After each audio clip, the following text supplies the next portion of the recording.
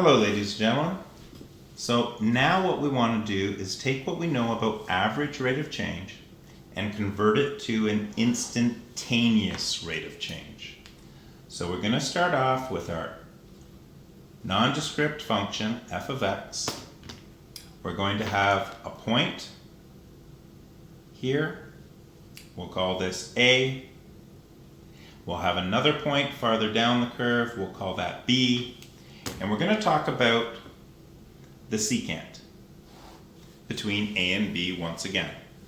So the average rate of change equals the slope of the secant equals the difference quotient.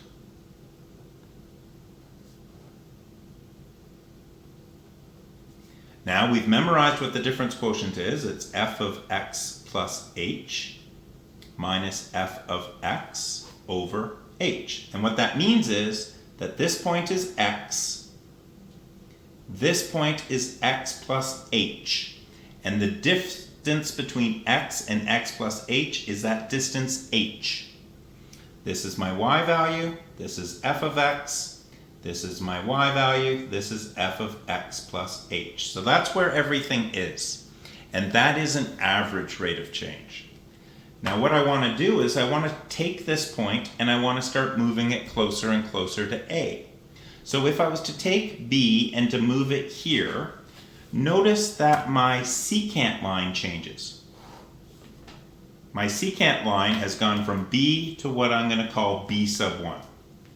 And if I move it again to B sub 2, you'll notice that the secant line yet again changes. And if I move it to B sub 3, you'll notice that the secant line yet again changes. And in fact, the closer and closer I get to A, the more and more the slope of the secant line is going to approximate the slope of the tangent.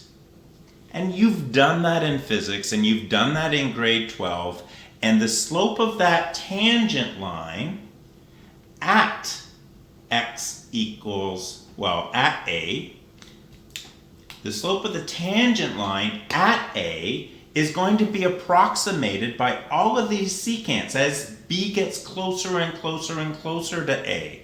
Now, as B's getting closer and closer to A, look what's happening to this distance here. That distance is getting smaller and smaller and smaller. This distance of h, as I move B closer and closer and closer to A, this h value is getting smaller and smaller and smaller. Well, that process is a limit. So if I take the limit as h approaches 0 of the difference quotient,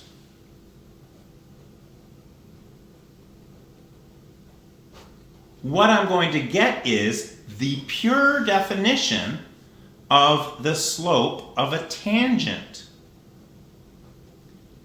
at x to the curve f of x. And so this slope of the tangent is now defined by the limit as h approaches 0 of the average rate of change. And the average rate of change has now just become what we call the instantaneous rate of change, which we are going to represent by IROC, instantaneous rate of change. And it goes by another name as well. It's also called the derivative. Derivative. So it is the derivative of the function. And ultimately, all those things mean you found the slope of the tangent to the function at x. Okay, we'll take a break there.